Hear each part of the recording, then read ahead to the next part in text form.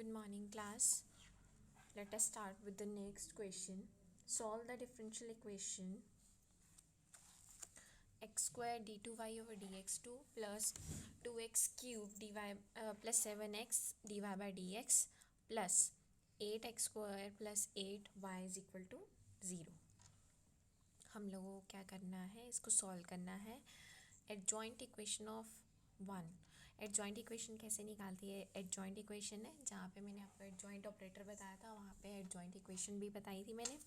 तो यहाँ पे इसके अकॉर्डिंग जो है एडजॉइंट इक्वेशन आपकी कैसे बनेगी, -1 का स्क्वायर. एन क्या डिफाइन करता है? ऑर्डर. तो ये हम लोगों की क्या बन गई? एडजॉइंट इक्वेशन बन गई. इसको सॉल्व करने के लिए हमने इसको दो बार स्प्लिट किया, डी बाई डी एक्स. मतलब इस तरीके से है डी बाई डी एक्स, फिर दोबारा से d by d x of x square y. ये किया हम लोगों ने. इसमें पहले यूवी रूल आप लगाएंगे तो क्या बनेगा? 2xy ये बनेगा ना आपके पास. फिर दूसरे में क्या बनेगा? X square into d y by d x, ये बनेगा. फिर दोबारा से आप इसको डिफ्रेंशिएट करेंगे तो दो टर्म्स यहाँ से निकलेंगी और दो टर्म्स यहाँ से निकलेंगी. इसी तरीके से कि इसका तो डायरेक्ट डेरिवेटिव लिख दिया और ये वाली टर्म एज इट इज़. दोबारा से डेरिवेटिव किया तो मैंने बोला था ना, इसके दो डेरिवेटिव और इसके दो डेरिवेटिव, टोटल 4 डेरिवेटिव आ गए.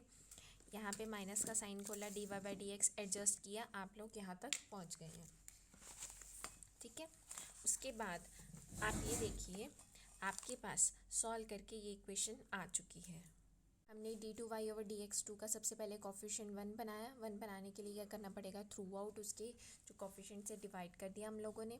फिर हमने क्या किया? डिनोमिनेटर को सेपरेट करके इक्वेशन नंबर 2 पे हम लोग आ गए हैं. हमने कंपेयर किया, पी क्यू आर हम लोगों ने निकाला.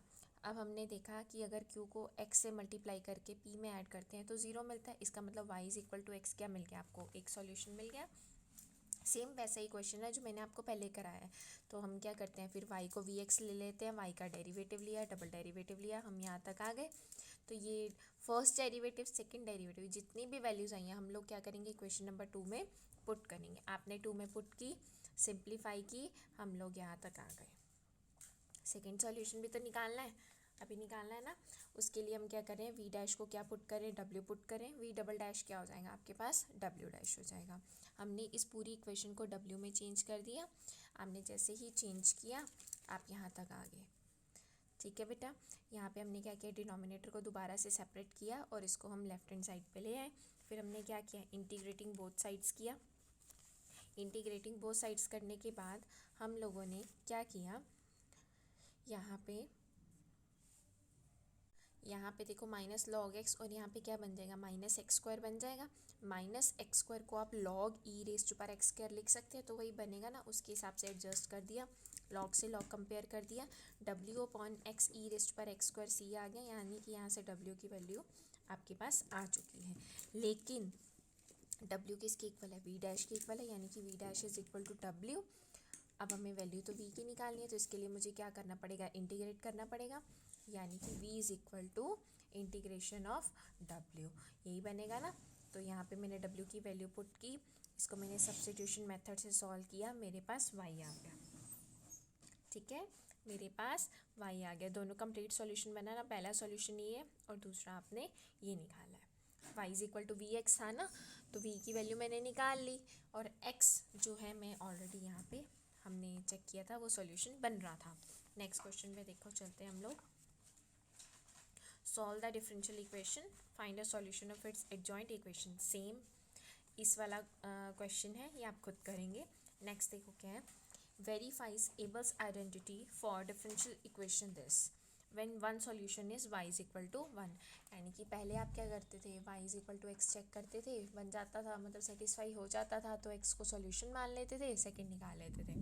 अब आपको एक सॉल्यूशन क्या है, ऑलरेडी क्वेश्चन में आपको दिया हुआ है. तो सॉल्यूशन क्या बनेगा? y is equal to v x था, तो y is equal to v into 1 बन गया, v बन गया. y डैश निकाला, y डबल डैश निकाला, इक्वेशन नंबर 1 में पुट किया, इक्वेशन नंबर 1 रिड्यूस हो गई. हो गई ना इसमें। अब हम क्या करेंगे, वी डैश को डब्ल्यू पुट करेंगे, डब्ल्यू पुट किया, सिंप्लीफाई किया, यहाँ से डब्ल्यू की वैल्यू आ गई, लेकिन डब्ल्यू है क्या आपके पास, डी वी बाई, मतलब डब्ल्यू is equal to v dash हुआ ना, तो d v by d x is equal to this, integrate किया, वहाँ से आपके पास वी की वैल्यू आ गई। ठीक है, लेकिन मुझे तो क्या करना है, एबल्स आइडेंटिटी वेरीफाई करनी है। उसके लिए मैंने क्या किया, पहले इसका रन स्केयर निकाला, किसका, 1, tan−1 x का। ठीक है, यहाँ पे C1 को मान ले रहे हैं। ठीक है ना, इस तरीके से हमने कांस्टेंट्स हटा के हम लोगों ने इन दोनों का रन स्केयर निकाला है। रन स्केयर निकालने के बाद हमारे पास क्या है, 1/1 + x², वो जो क्या है, नॉन ज़ीरो है। यानी कि जब रन स्केयर नॉन ज़ीरो आ जाता है तो वेक्टर्स क्या बन जाते हैं, LI बन जाते हैं। अब WX0 क्या आ जाएगा आपके पास, 1/1 + x02 आ जाएगा, ये आ जाएगा ना आपके पास। अब हमें करना क्या है, बेसिकली आपको ये करना है प्रूफ, एबल्स आइडेंटिटी है ना ये आपके पास, ये प्रूफ करनी है आपने। उसके लिए आपने क्या निकाला, सबसे पहले ये निकाला, e⁻∫ x0 to x -a1t/a0t dt। a1 और a0 क्या है, a1 is a coefficient of dy/dx and a0 क्या है, कोफिशिएंट ऑफ d2y/dx2। तो आपने ये कोफिशिएंट्स वहाँ से देख के पुट किए, इंटीग्रेट किया, इंटीग्रेशन में क्या बन रहा था, log of 1 + t², और लिमिट पुट करेंगे, upper limit minus lower limit, इस तरीके से पुट किया।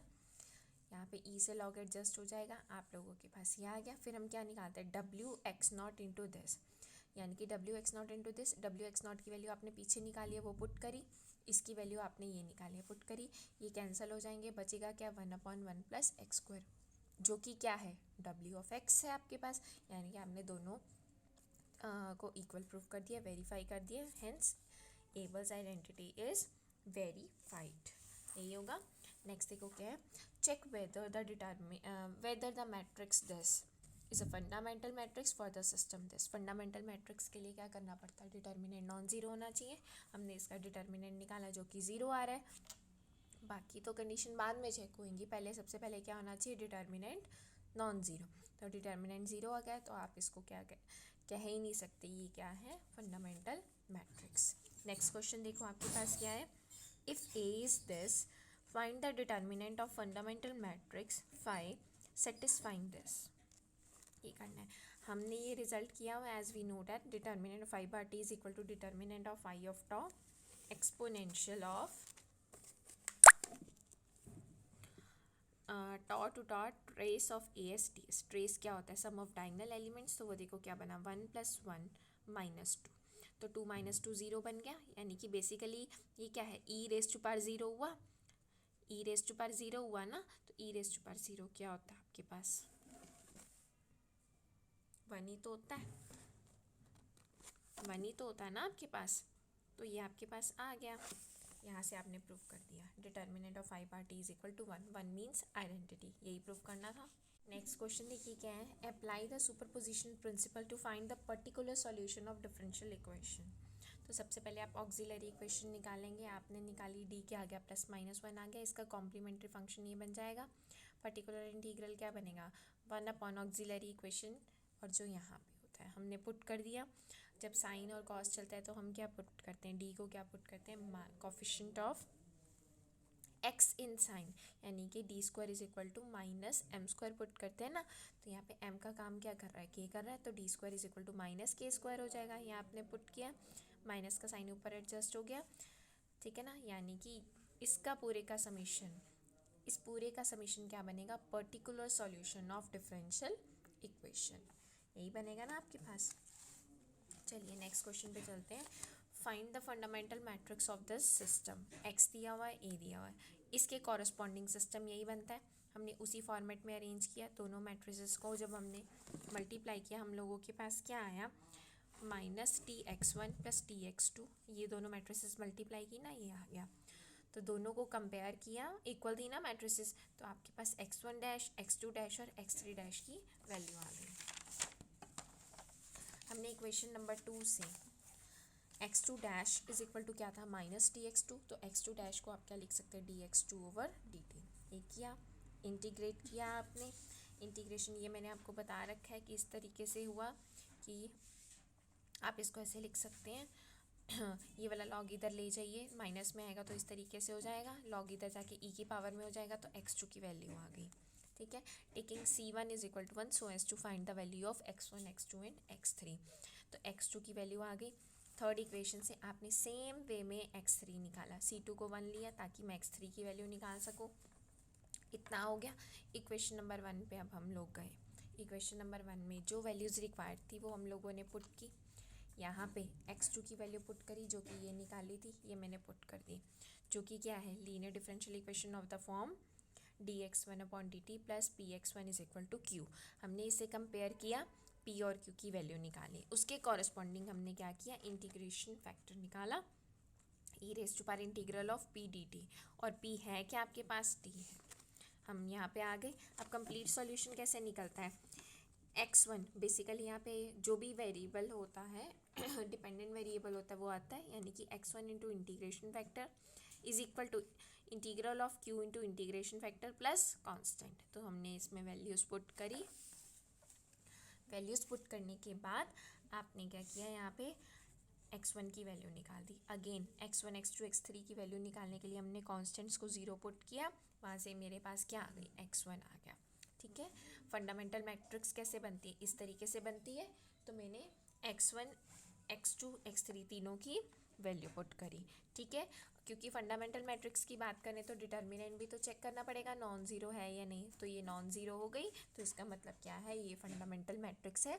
और इसके कॉरस्पॉन्डिंग जो है LI वेक्टर्स कौन से होंगे, 5/1t 5/2t 5/3t, ये होते क्या है LI, ये जो कॉलम्स होते हैं ना, इनसे हम लोग बनाते हैं, हम ऑलरेडी कर भी चुके हैं।